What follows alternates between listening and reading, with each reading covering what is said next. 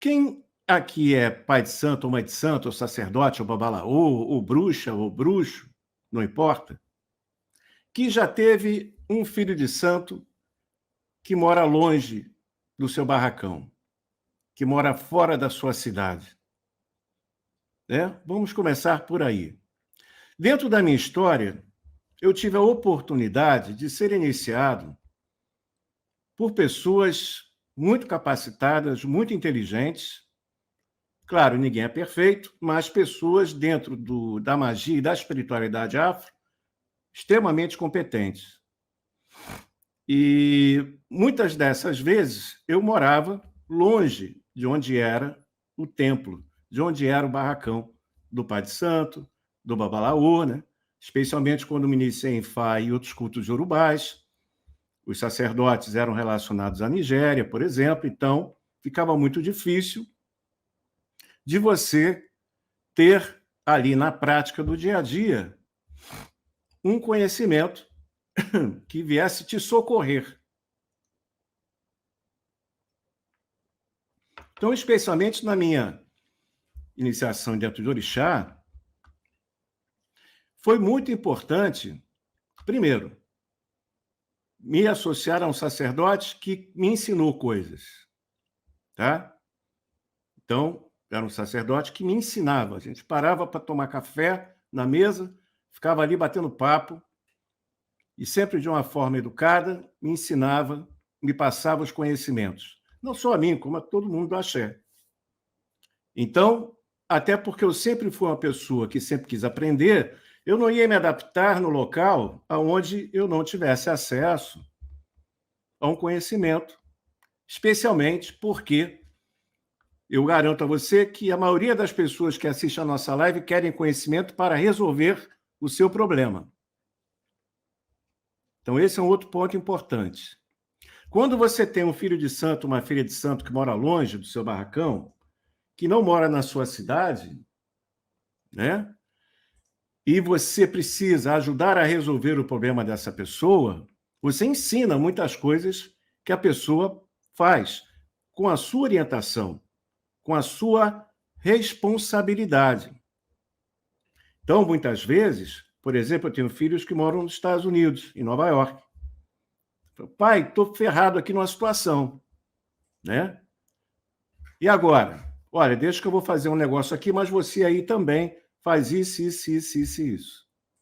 Né? Tem muitos, eu não moro no Brasil hoje em dia, tenho centenas de filhos de santo, pessoas que iniciam no Brasil, e elas têm acesso comigo e eu oriento. Certo? Então, essa é uma questão. Para quem é zelador e não tem uma casa que sai dos limites da sua cidade, aí é fácil falar, porque, inclusive, exige que o filho de santo esteja de tanto em tanto tempo no barracão.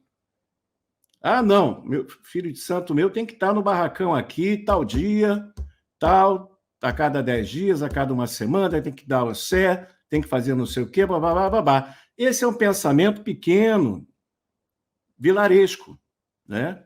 Para quem tem um axé, de repente, de centenas de pessoas, mas centenas de pessoas que vivem naquele mesmo estado, naquela mesma cidade. Mas quando você tem filhos de santo que vivem até em outros países, você tem que prestar o socorro espiritual e o conhecimento espiritual conforme as possibilidades. E por causa disso, como uma vez os meus mais velhos me socorreram quando eu morava longe do barracão, ou em outro país, afora as pessoas que me iniciaram, né?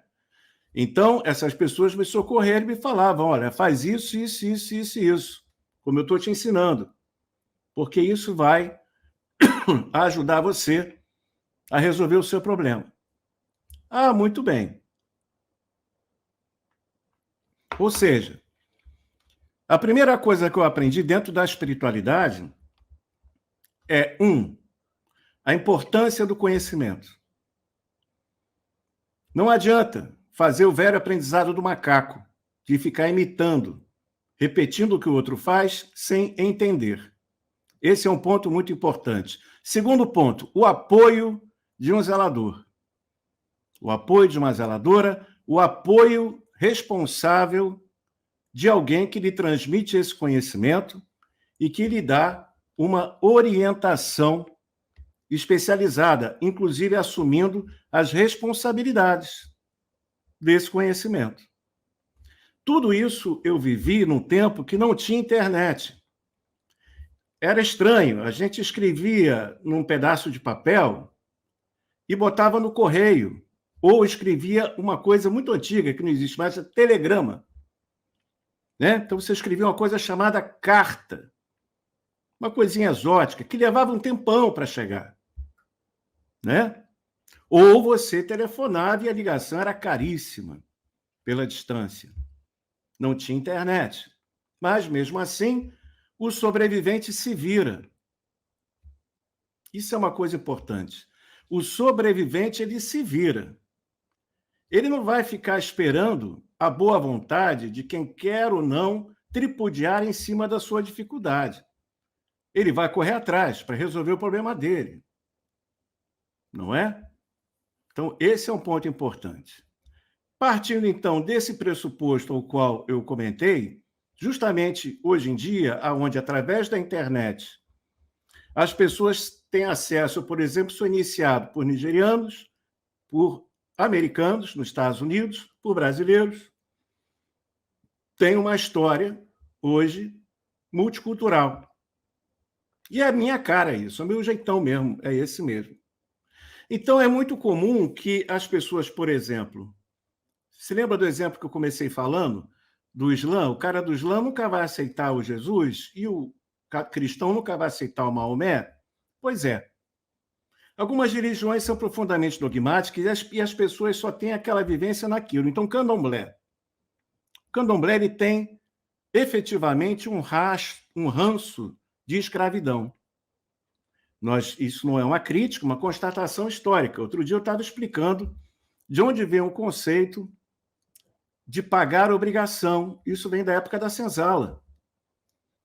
Era uma forma de comprar o escravo pagava a obrigação para poder ser liberto.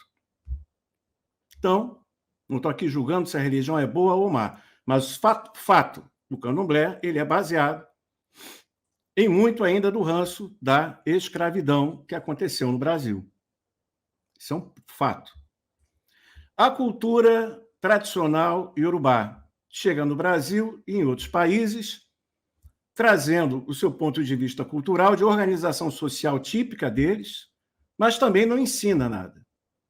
Inicia, ganha o dinheiro, mas não traz o ensinamento fundamental, que é o ensinamento da compreensão espiritual daquelas práticas. Mais uma vez, muita gente é iniciada e aprende pelo aprendizado do macaco. Só copia, não entende. Assim também algumas tradições cubanas, etc, etc, etc.